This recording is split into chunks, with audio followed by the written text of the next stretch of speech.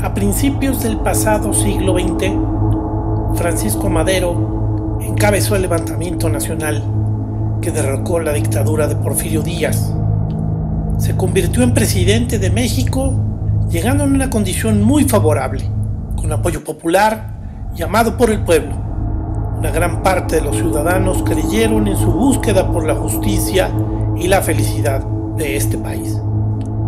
15 meses después de su toma de posesión, se encontraba secuestrado en pleno Palacio Nacional, obligado a firmar los papeles de su renuncia por amenazas. Su hermano Gustavo había sido martirizado en la Ciudadela unos cuantos días previos. En la noche del 22 de febrero de 1913, fue sacado a escondidas del Palacio Nacional y trasladado a la parte trasera del edificio de la cárcel de Lecumberri, donde fue asesinado. Este hombre carismático, con apenas unos meses de haber iniciado su proyecto nacional, se convirtió en el mártir de la democracia.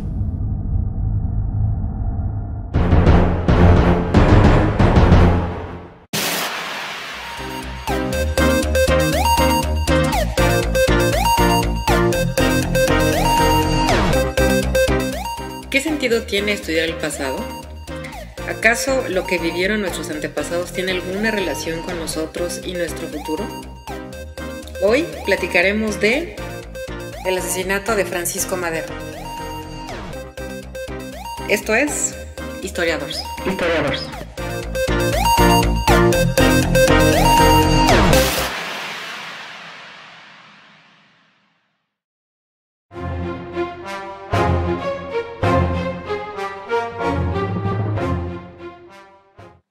Era la mañana del 9 de febrero de 1913. Un grupo armado de militares y civiles ingresaron violentamente a la cárcel de Santiago Tlatelolco. Rápidamente se dirigieron en busca, en su interior, del general Bernardo Reyes, que se encontraba purgando condena. Reyes había sido un antiguo colaborador de Porfirio Díaz. También había sido aspirante a la presidencia de México, cuando Díaz había prometido en 1906 que México estaba listo para la democracia. De forma apresurada y muy animado por la sedición que lo liberaba, montó el caballo que le habían preparado y tomó el mando del contingente. El objetivo, atacar Palacio Nacional y obligar la renuncia del presidente Madero. Odiaba al apóstol de la democracia. Lo odiaba por haber destruido el antiguo modelo político del porfiriato. Aunque democrático y desigual, permitía la estabilidad de los privilegiados a los que él representaba. Pero su entusiasmo pronto se convirtió en desorden. No esperaban que hubiera personas leales que defendieran a la presidencia, lo que detonó un enfrentamiente en pleno Zócalo. La imprudencia y el espíritu de Reyes lo puso en peligro, y una bala lo alcanzó, cayendo muerto frente a uno de sus hijos y quedando en el piso de la plaza.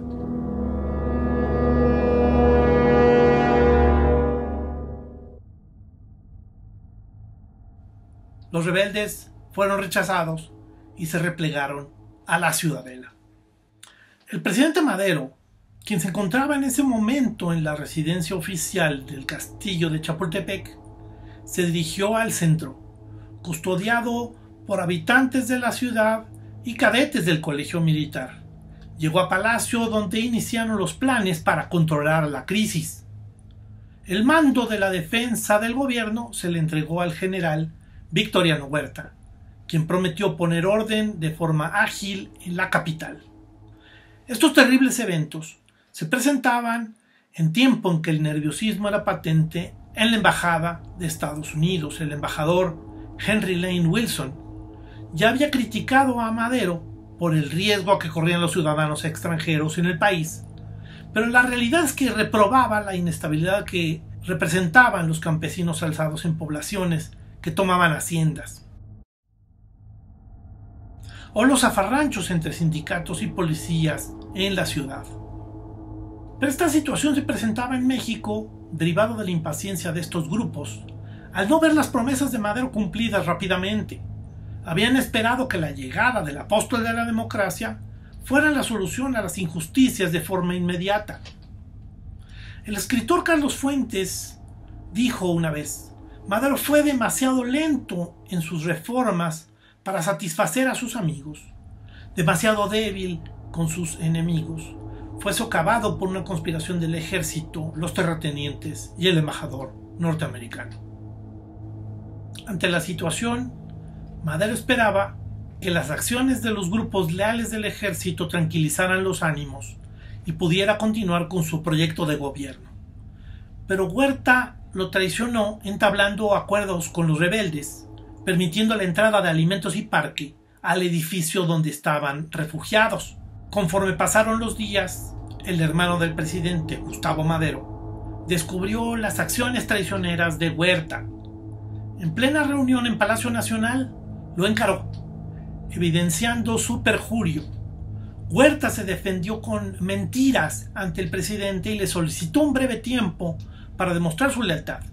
Era la madrugada del 18 de febrero. Con engaños llevaría a Gustavo al restaurante Gambrinus, donde lo apresó y lo entregó a los rebeldes. Lo que le hicieron fue atroz. Fue martirizado y humillado por los conjurados y llevado al extremo del terror. Gustavo hacía referencia a su fuero como diputado, pero ignorado por sus captores. Cecilio Ocón, uno de los levantados, lo bofeteó: así respetamos nosotros tu fuero. El legislador tenía un ojo de vidrio, pero frente a las torturas le extirparon el ojo sano, dejándolo ciego ante las risas de los rufianes. Se le mutiló a fin de seguir humillándolo y finalmente fue asesinado. El cuerpo martirizado presentaba 37 heridas. Gustavo Madero fue enterrado a flor de tierra frente a la Ciudadela. Estaba condenado a pagar todo el odio y la ira desatada contra el nuevo régimen. Su sangre llenaría las copas de los porfiristas que jamás perdonaron a Madero la caída del antiguo régimen.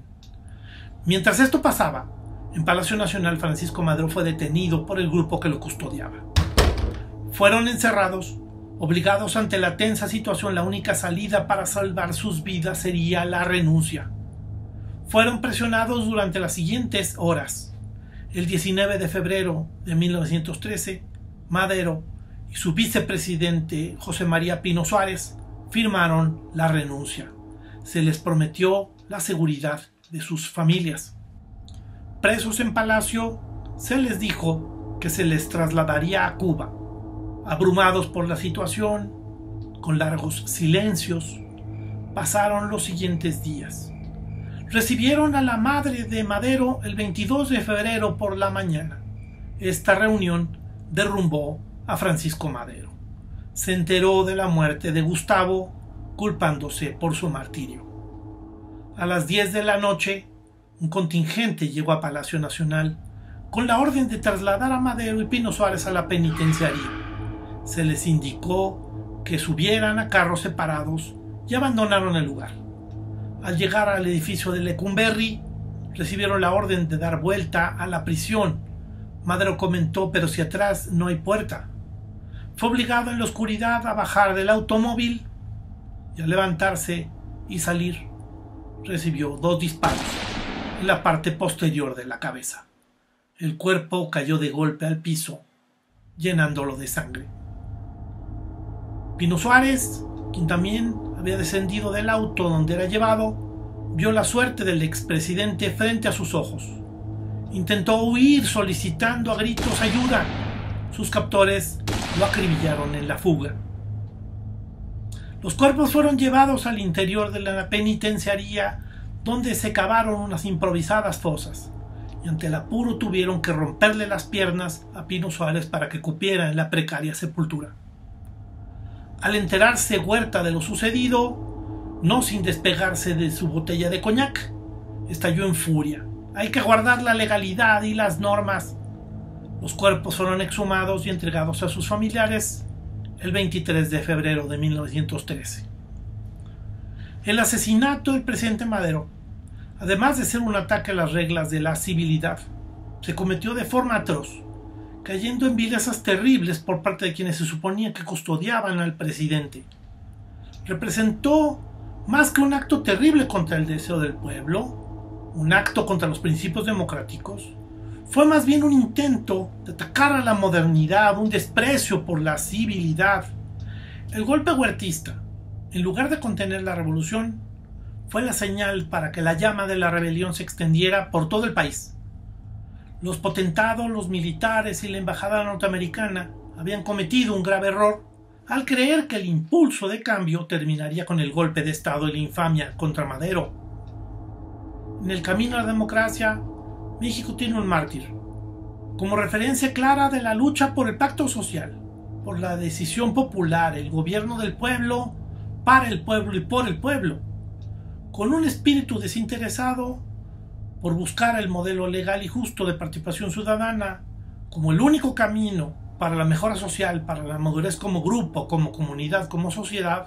Tenemos la referencia del personaje de Francisco Madero. Esto fue Historiadores.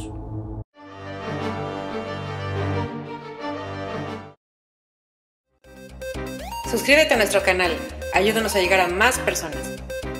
Historiadores.